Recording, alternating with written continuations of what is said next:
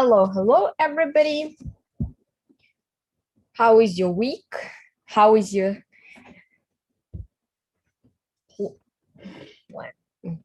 what plans do you have for this weekend? And what are you doing this week? How was your week? Any plans for tomorrow? Any plans for the weekend?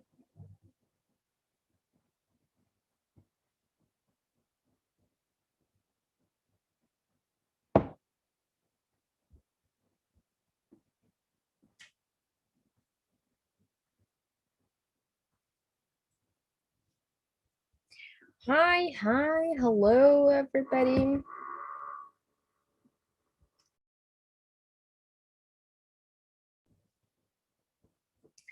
Hello.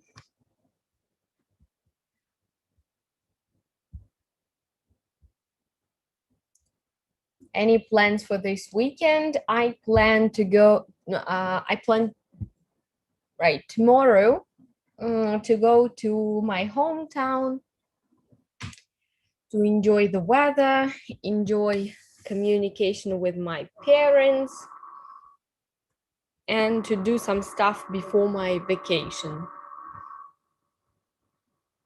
Not very long vacation I will have the next week, but still.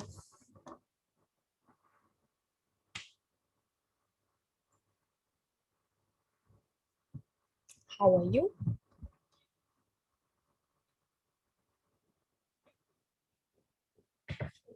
So this week, this week is the week of prizes.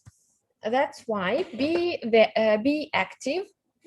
Write and type in the comments the answers to my questions, the answers about take part in the webinar, because I'm going to evaluate the most active students, but don't write, for example, hello, hi, all the time.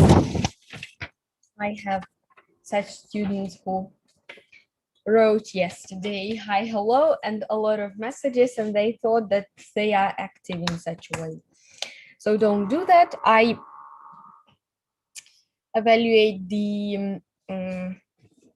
the messages with the deep meaning, with the answer, with the most detailed or the most sincere answer to the questions about the topic of our webinar.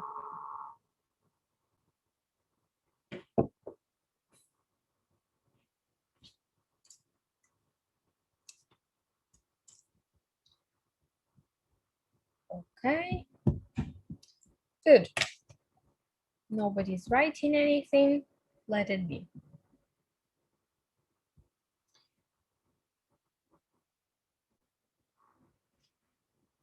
So I received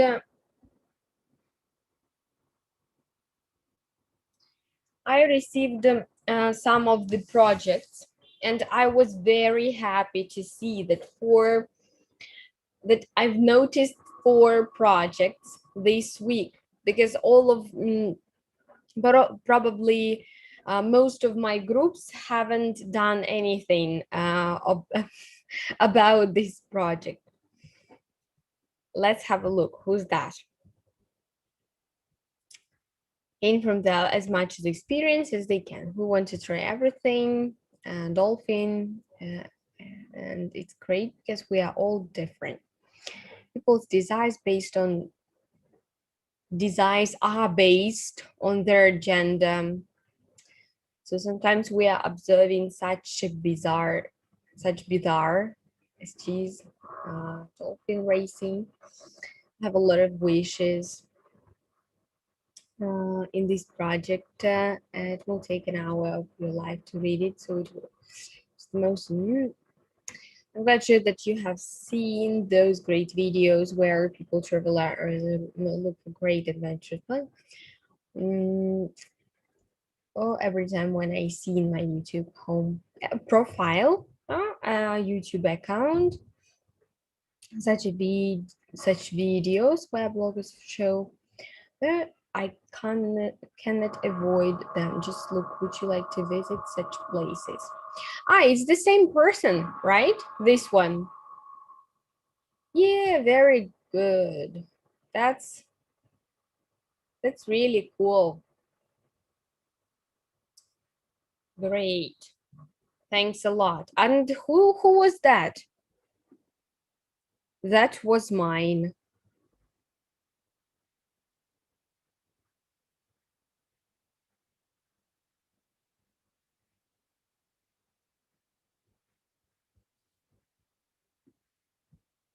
And who's that? Whose project was that? Ah, Masha. These old pictures are mine. Okay.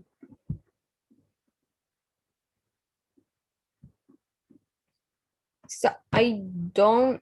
Ah, it's your. You could send.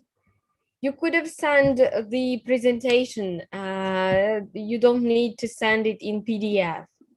You could have. You could have sent the presentation. I will see the presentation. It's like anybody else did a presentation. Okay. Thanks a lot, Masha. Thanks a lot. I think that I will write it for me.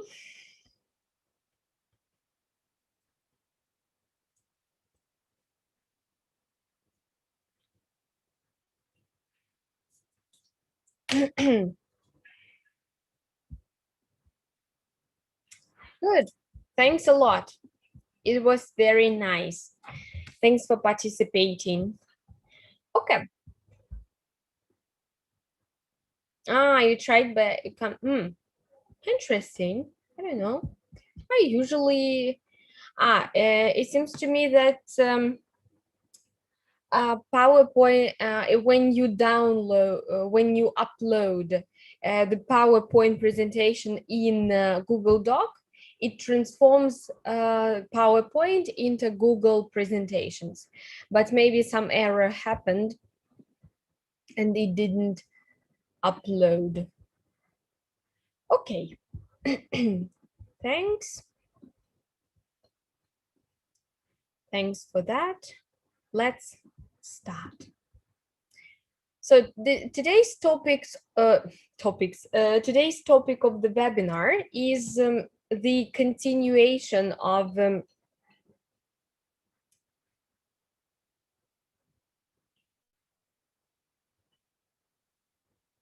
is the continuation of,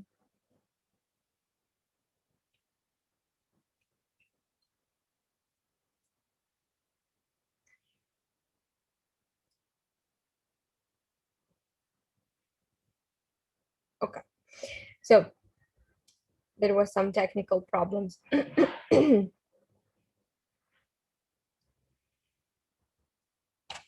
Of the topic of self-growth and growth mindset, which we've talked with you before. And today we are going to look at self-motivation. Just a second. The presentation is opening. Great.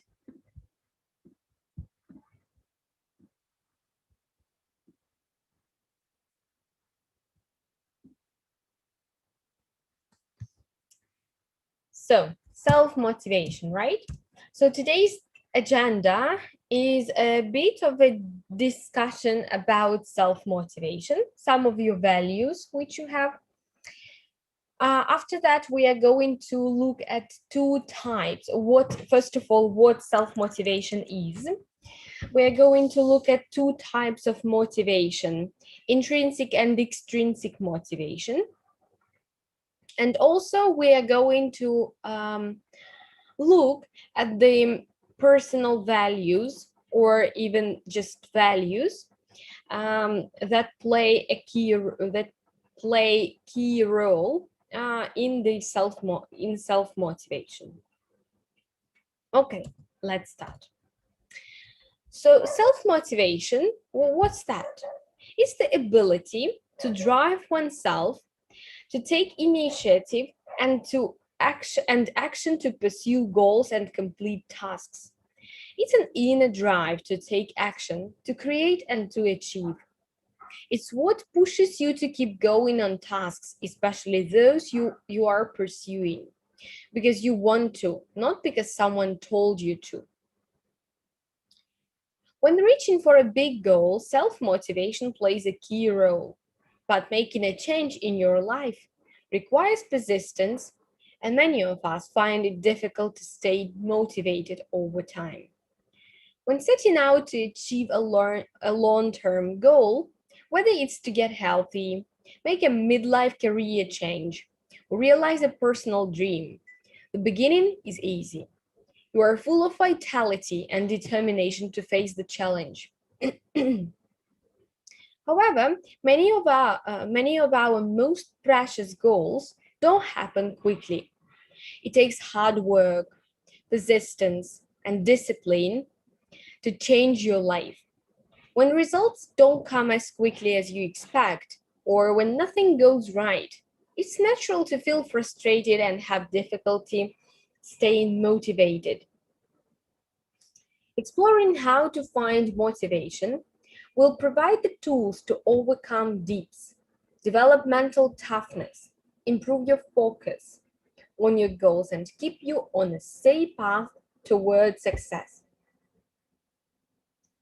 In order to find motivation, let's first understand what we are really talking about.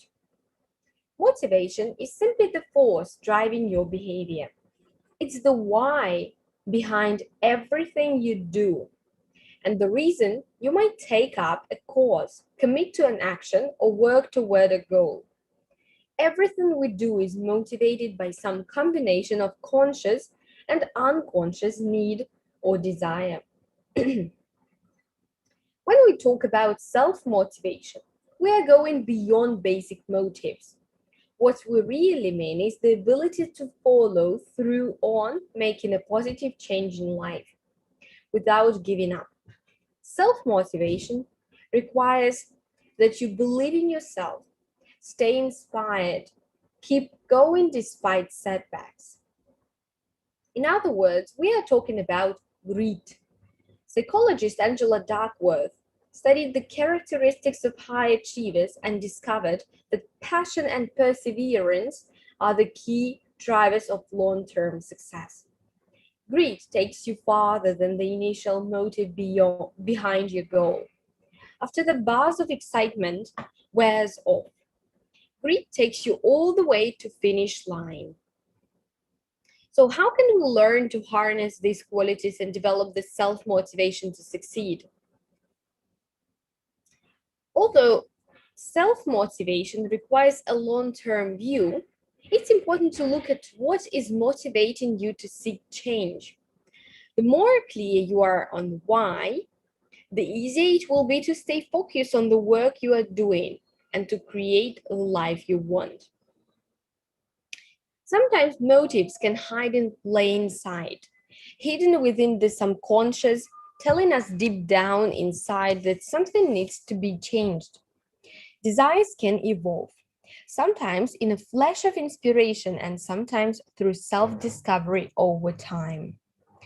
You'll have an easier time staying motivated by recognizing the motives behind your goals.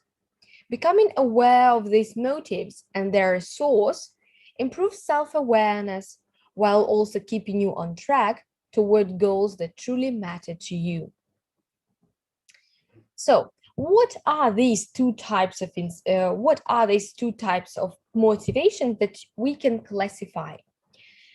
We can classify the reason behind your goals, this why you are doing something, which is quite important for self-motivation and motivation in general, into two ways, intrinsic and extrinsic.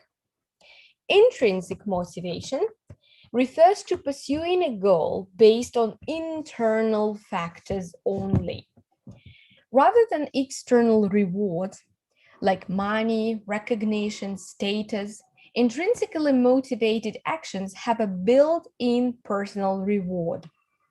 Feelings of enjoyment, finding purpose, and achieving excellence come from pursuing intrinsically motivated people.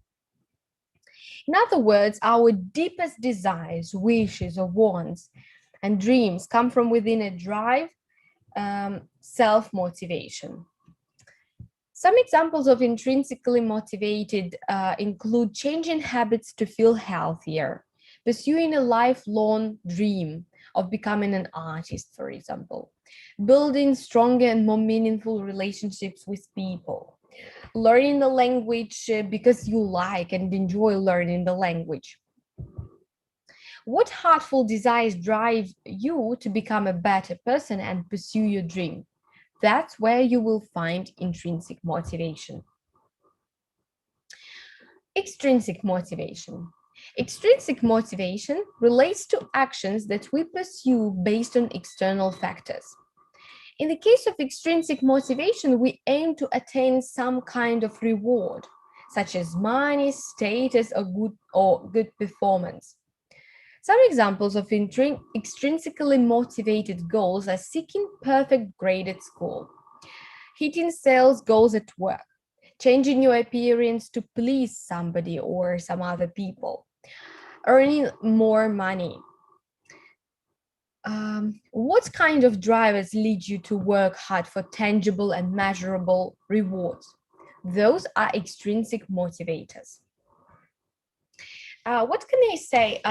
When conducting, I would like to comment, when conducting my course and taking my CELTA course for teachers, we have a separate input session on motivation, because it's very important for students to be motivated, to have some results. It's just like directly interchanged. No, it's like right interconnected. And we have this intrinsic and extrinsic motivation. And for example, when the person comes to you and says, I'm learning the language because I like learning the language. So it's obviously intrinsically motivated students. They just like the process, they like learning the language, and they have this pleasure and satisfaction of learning the language.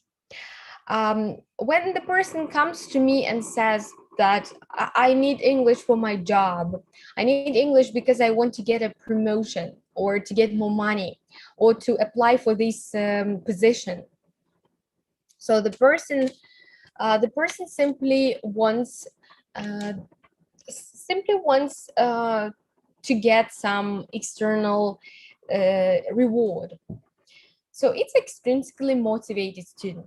When you ask me who's better and who's more successful, I will tell you that there is no such answer who's more successful, because they are both. If the thing that I need is when intrinsic motivator and their extrinsic motivator cross, it's where the success lies, and it's where the success is underpinned. Because when the person is solely intrinsically motivated, it's very difficult to concoct an academic syllabus or studying syllabus.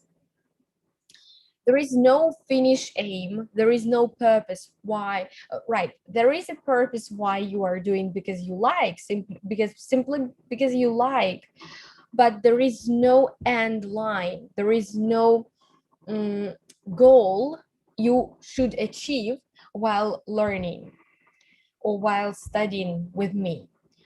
So it's very difficult sometimes. The syllabus becomes vague. First, it's clear. I concoct a plan and we work. But after that, it becomes vague, obscure. I don't understand where to go, what to do, what this person needs. And simply he becomes demotivated, or he just loses the interest or something. With extrinsically motivated students, it's very hard sometimes because they don't have this desire and they don't get pleasure from the process. It's very difficult. Sometimes they have family, work, some other business, some remodeling at their flat. And sometimes it's just super hard, super difficult when there is no bit of intrinsic motivation, some interest or some desire or some enjoyment um, for their just rewards or for their persistence and consistency of learning. That's why um, the best way and the best solution will be somehow to make yourself cross these motivators. And it's where the success lies. I'm telling you. So, everyone is different, and therefore each person has their own set of its intrinsic or extrinsic motivation. Whether you feel more encouraged by internal motivation or find yourself influenced by the external, both, neither is wrong or right. Still, you want to make sure to recognize motivators so you can avoid chasing empty goals. After all, the work of a big achievement, you can't enjoy success when it was all about living someone else's dream. Good. So, there are two questions for you. The first one, are you a self-motivated person? Why or why not? Can you type in the chat box whether you are a self-motivated person? If not, why? If yes, why? What motivates you? For example, I'm a very self-motivated person only at the beginning of something. Only at the beginning, I'm very encouraged. I'm very excited and full of energy to do something, full of vitality to overcome this goal, to fulfill it, to make this dream come true. But after that, there are some setbacks, there are some failures, and I simply lose this motivation. I don't know why, but usually I need that. What I need is a motivation outside motivation, like extrinsic one, but from other people. It seems to me that. Hmm, sometimes it's not enough. The self motivation throughout all this path, it's not enough. That's why I need to find some motivation in other people. What about you? Can you type in the chat box?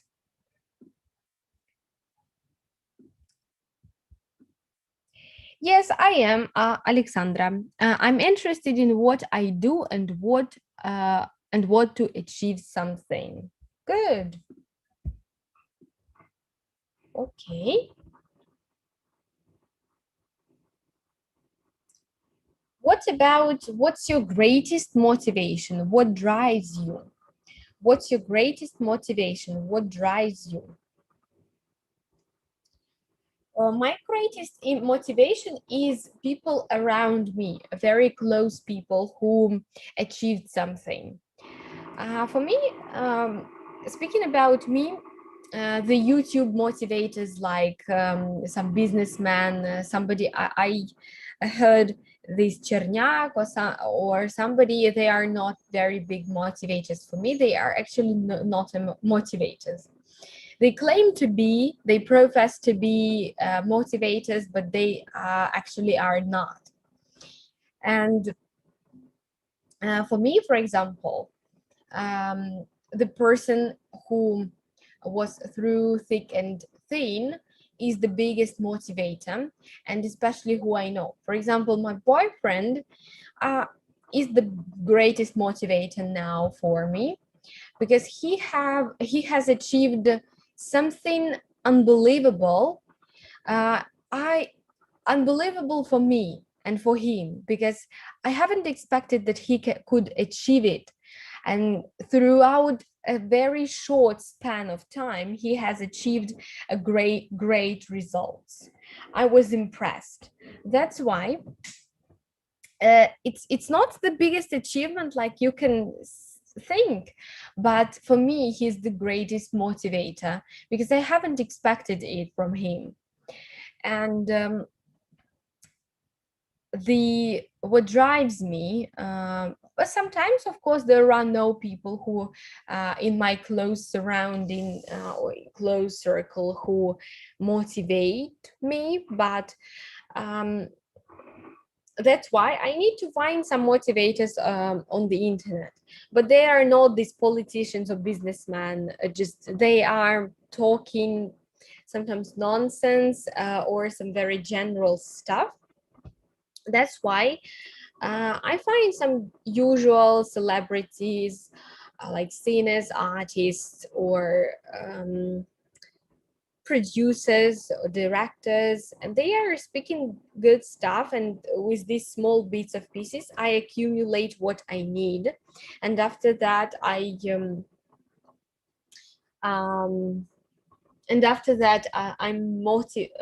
I feel motivated, extremely motivated.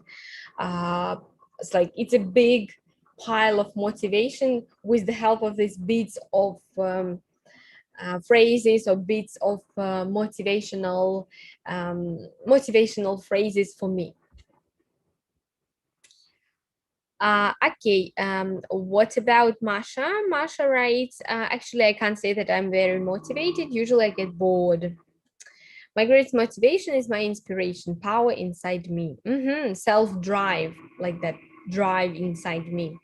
Motivation is people who are clever than me, who knows more. Okay. My greatest motivation is money. Oh, it's good. Right. I like it. I like everything which is connected with money. It's a very big motivation for me. So here I should agree with Andri. Thanks a lot for noticing it. Okay. So I would like you to watch one video, not the whole video, because YouTube bans it, which is quite good.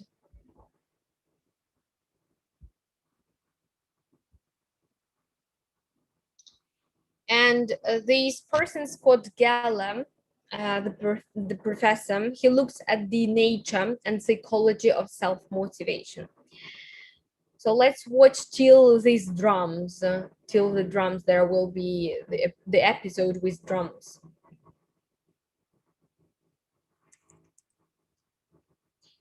While watching, can you please note down or remember the aspects that you consider to be the most important? The aspects that you consider to be the most important in self-motivation. Thank you. Thank you. Beyond boundaries. What a theme, huh? Beyond. Now, when I think of boundaries, I think of rules, regulations, and restrictions. And I think of the parents and the teachers and the supervisors who hold us accountable with regard to those boundaries. Now, that's not a bad thing. I know if you're like me, I need supervisors. I need someone holding me accountable to do the right thing. But beyond boundaries is something different. I think of those leaders, those teachers, those supervisors, those parents who inspire us to go beyond the call of duty, to do more than we have to do it not because they tell us, but because we want to. I would like to share with you what the research says about how to make that happen. And not just for other people, but for yourself. Here's the deal. How can we inspire people and ourselves to be self-motivated? There's another word. It's called empowerment. You've heard that word, right? And the management definition of empowerment is get her done. Just get her done with fewer resources and less time. I empower you. Make it happen. I'm talking about feeling empowered. That's different. Feeling empowered is when you're self-motivated. Now, if you want to know if you feel empowered or if your child, your student, your worker feels empowered, ask them 3 questions. And if they say yes to these 3 questions, they will feel empowered. And by the way, this is not based on common sense. It's based on research. But you've all been there, so it'll feel like common sense. Question number 1, can you do it? Albert Bandura calls it self-efficacy. Do you believe you can do it? Do you have the time, the knowledge, and the training to do what we're asking you to do? If you answer yes, good. Second question, will it work? You believe that we're asking you to do the process will work. Albert Bandura calls that response efficacy, believing that the behavior will lead to the ultimate outcome. By the way, that takes education, right? We have to show them the data. We might show them some theory. We show them, teach them why this might work. I just used the word education. Earlier, I used the word training. Is there a difference? In elementary school, we call it education. Middle school, education. High school, education. College, higher education. Then you go to industry. What do you call it? Training. You have your training department. There must be a difference. Well, you know the difference. Do you want your kids to have sex education or sex training? And your kids might answer the question differently. Because you know that training means you do the behavior and you get feedback. That's powerful. Powerful. Have you ever heard this word, online training? It's an oxymoron, isn't it? I mean, training is watch the behavior. Online training, it's like plastic silverware, jumbo shrimp, legal brief, country music.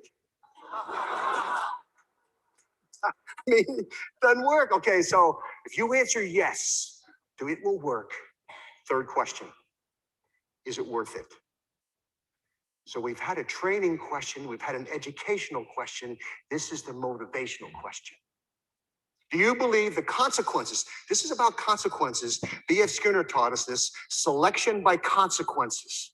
Dale Carnegie quoted B.F. Skinner and said, from the day you were born, everything you did was because you wanted something for doing it.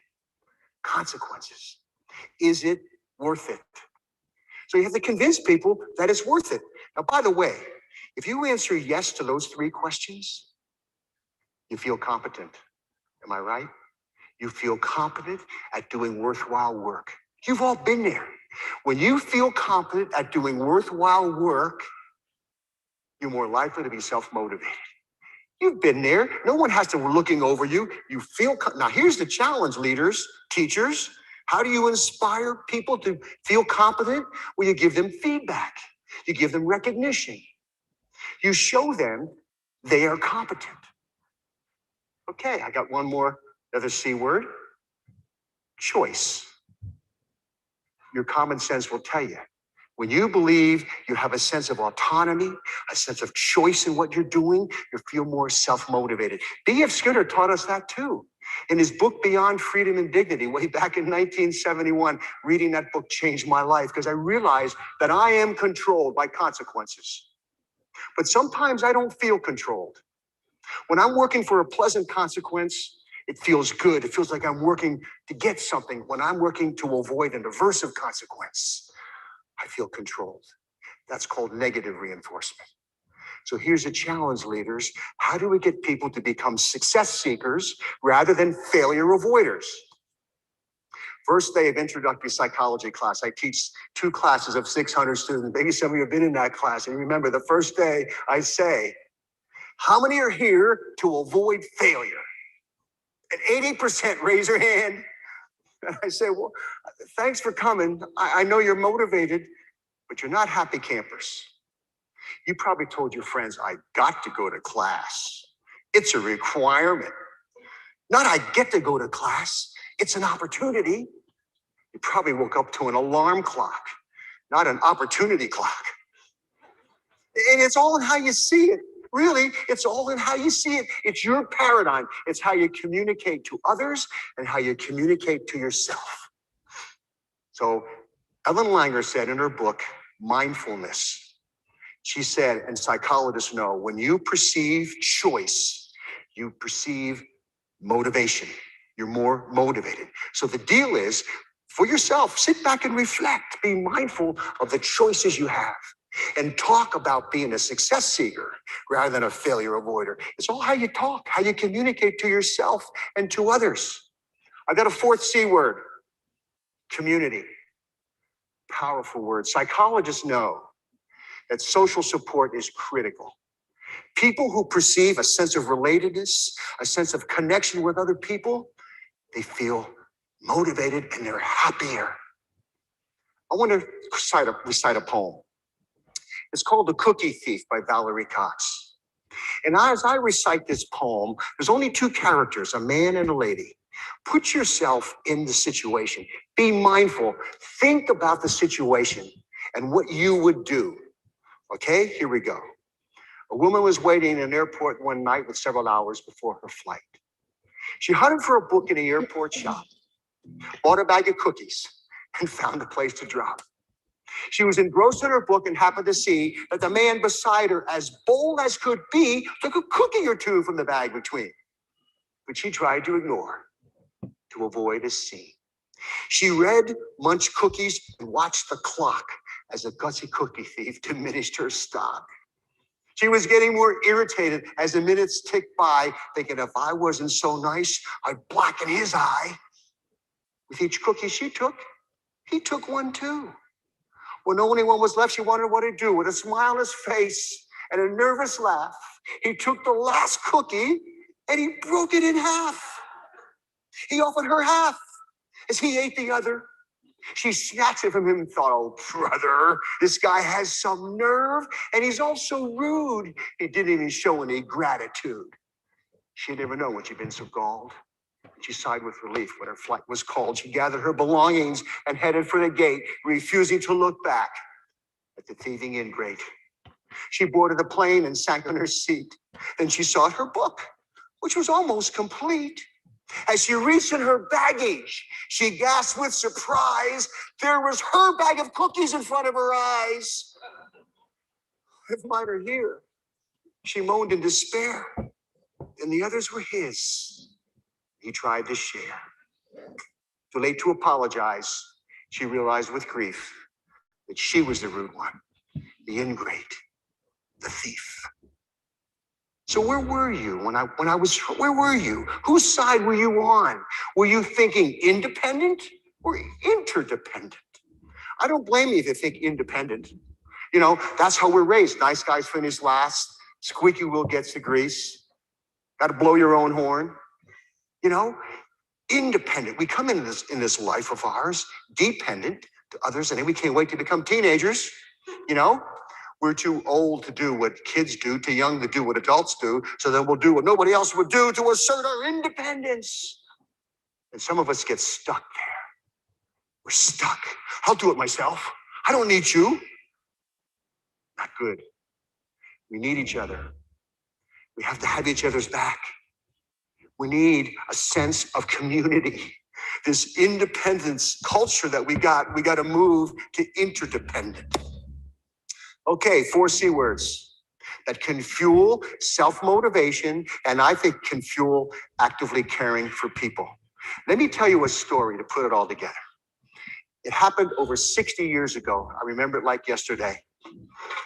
My parents asked me, hey, Scott, how'd you like to get drum lessons? How'd you like to play the drums? Oh man, would I ever? I'm thinking of Buddy Rich and Gene Krupa. Most of you guys don't know those names, but they were the drummers. In those days, the drum was in the front of the band. They had white pearl drum sets, and I saw myself. That was my vision. I had a vision, consequences. That was my vision. And I said, yeah, I want to take drum lessons. So the teacher would bring his drum and set next to mine. I didn't have a nice drum like this. My parents bought me a beat up old drum at an auction.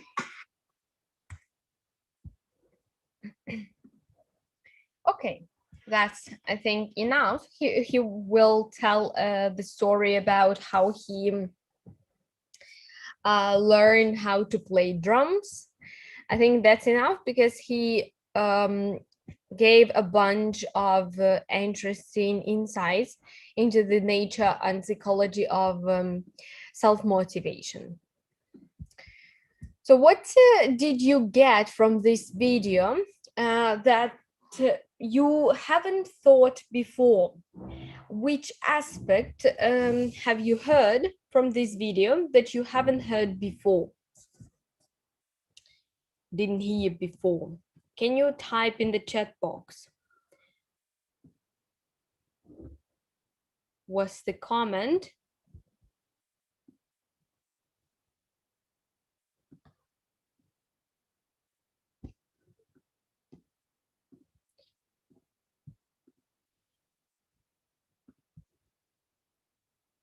Can you type in the chat box?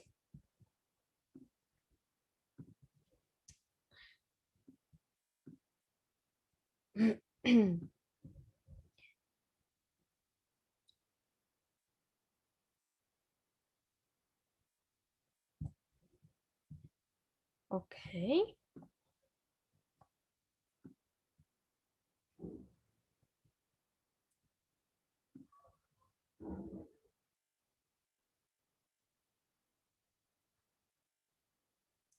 So again, something happened with the stream.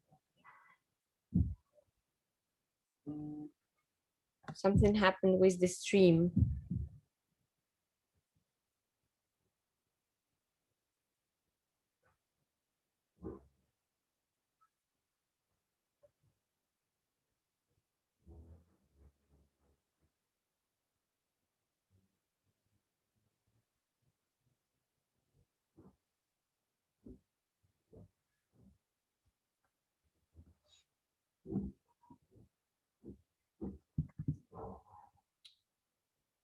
Just a second.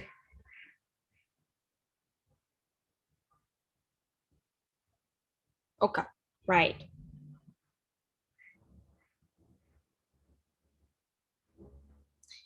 Okay, so can you type in the chat box what aspects you haven't heard before and which one do you think are the most important to you from this video? Can you type in the chat box?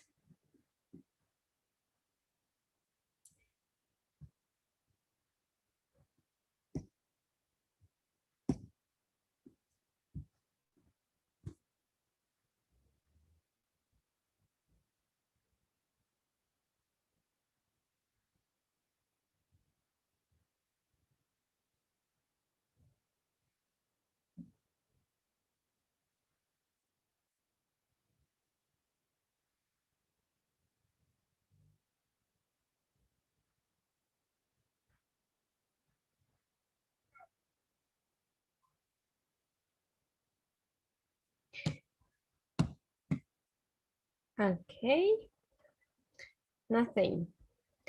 Okay. So the thing I wanted to highlight today, another aspect of self-motivation, is personal values in self-motivation. So the general expression of what is most important for you, like your personal values, what you value the most. Your personal values are a central part of who you are and who you want to be.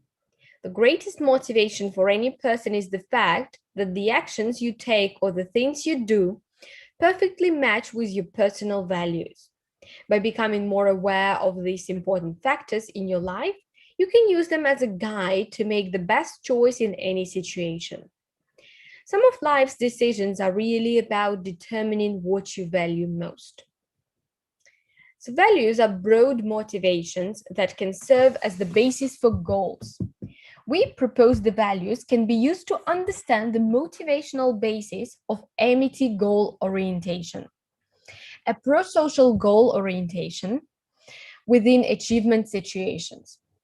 We offer theory and empirical evidence relating personal values to amity goal orientation and other achievement goal orientations.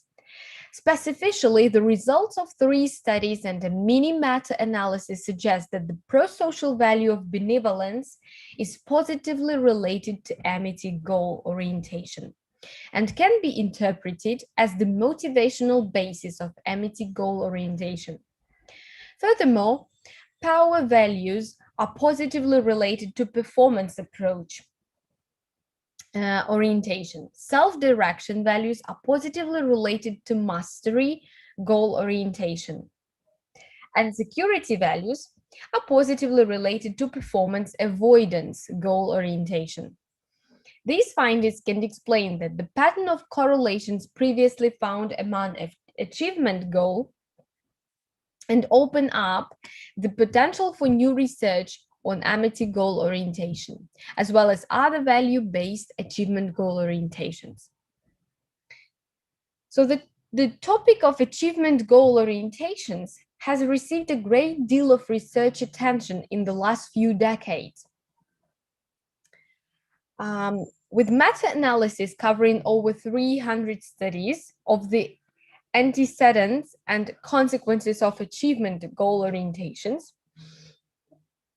goal orientation research has led to both theoretical advancements and useful advice to practitioners, such as educators and managers, in the quest to better understand achievement motivation and its influence on performance in achievement situations. So the recent research introducing new goal orientation, amity goal orientation, showing its important consequences for success. The motivational basis of these new achievement goal orientation remains unclear. So let's have a look together at the fruitful way of understanding the motivational basis based on personal values. Some of them are likely to be negative. Some of them are likely to be positive. Some of them are likely to conflict with each other.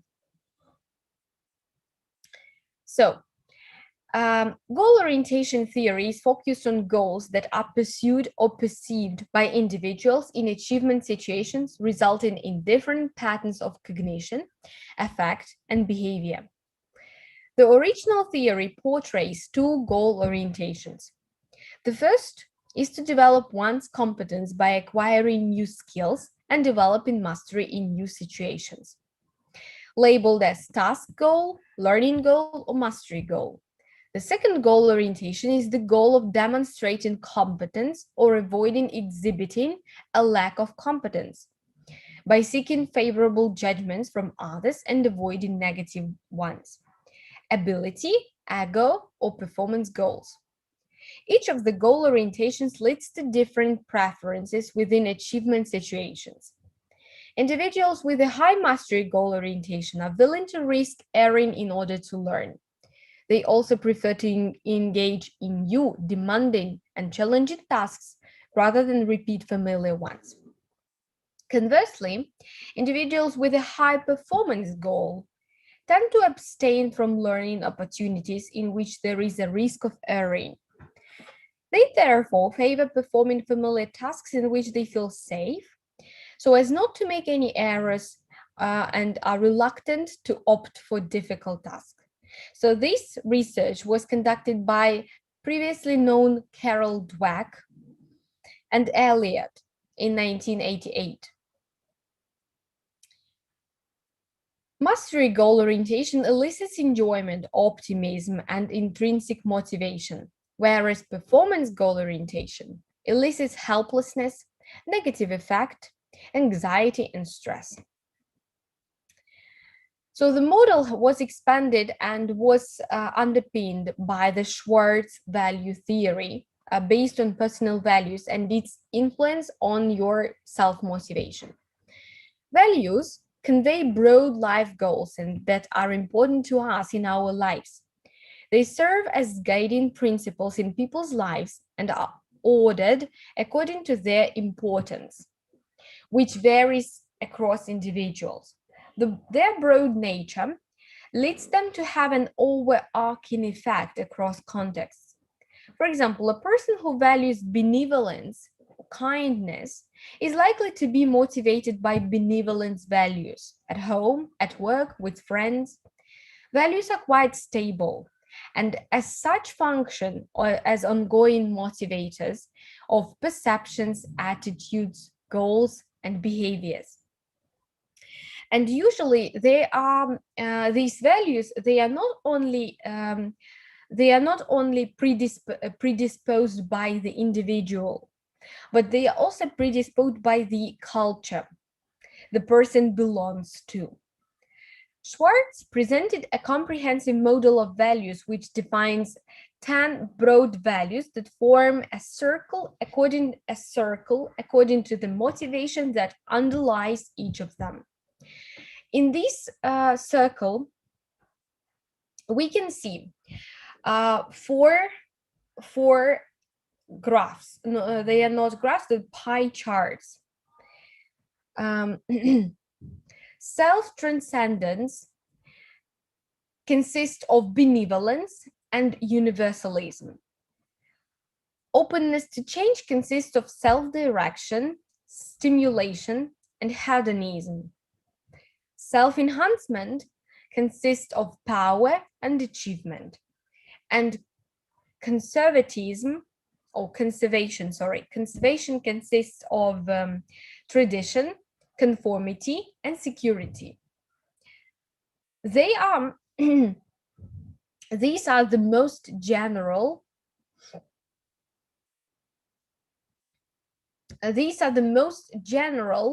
values of the person.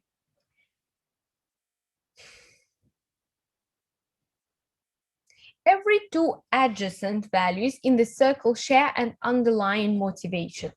For example, benevolence and universalism share a pro-social motivation and can often be pursued simultaneously with the same pro-social goal or act. In contrast, values that emanate from opposite sides of the center of the circle are based on conflicting motivations, as the pursuit of one often hampers the pursuit of the other. Conformity and self-direction, for example. The circle of values is based on two bipolar orthogonal dimensions. The first dimension is of openness to change versus conservation. It arrays values according to the extent to which they motivate people to be open to new ideas and experience. Openness to change including self-direction, stimulation, and sometimes hedonism, versus the motivation to preserve the status quo and the certainty it provides.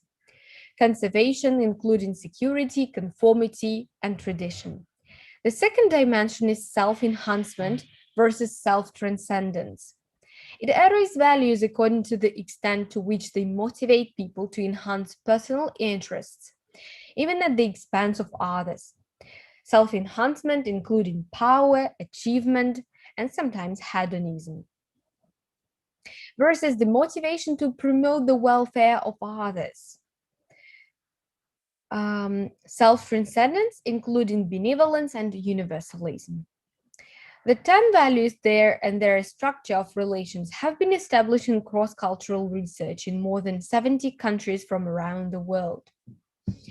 You can check out the Hofstede insights that are very widespread among people who research cultures and their values. It's called Hofstede Insights. And when typing the country that you want to know its values, you just get the statistics, and also you will get the explanations of each value that you can have a look. As the value circle is based on a motivational continuum, Schwartz advocates dividing the circle to more specific or to broader areas when a different division better represents hypotheses. Accordingly, in the current research, we use the division of universalism to the three parts that Schwartz suggests. Universalism social expresses a general pro-social motivation and societal concern and includes the specific values of equality, social justice, and the world peace. Schwartz noted that these values are the closest to benevolence values in their spatial location due to this shared pro-social motivation. Universalism intellect expresses an open-minded intellectual motivation and includes the specific values of broad-mindedness and wisdom. Schwartz noted that these two values are the closest to self-direction values in their spatial representation, probably due to the motivation of independent judgment that they share with self-direction values. Finally, universalism nature expresses the motivation to protect nature and includes the specific values of protecting the environment, a world of beauty, and unity with nature. Of course, when conducting a research on different cultures, there will be much broader divisions of this circle of values. That's why there is no need to do this. It's just a general issue that you need to understand and to get the hang of. Right. Now, a little bit of a discussion. What about you? What are your three most important things in life? What are three most important things in life?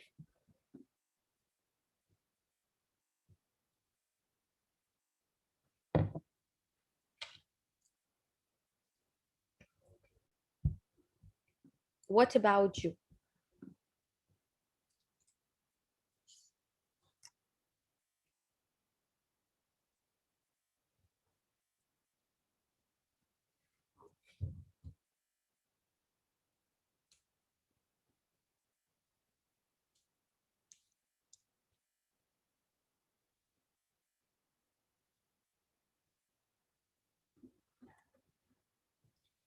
What?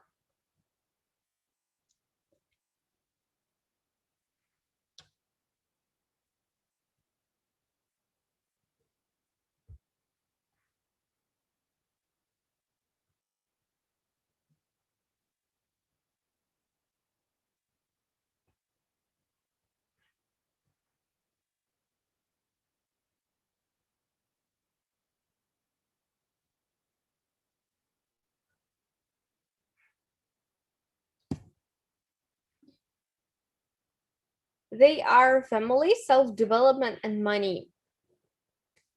Right. Okay, good. For me, it's family, of course. They surrounded my surrounding, like my social relationships. For me, it's one of the best important things in life. I shouldn't say that money, but I should say that being stable with the income and having the opportunity to cover all your needs, not like money in general, but being this financially stable, to know that tomorrow I will have some money or next month I will have some money. Good. Alexandra, family, education, and inspiration. Money, self, family, growth, family, friends. Right.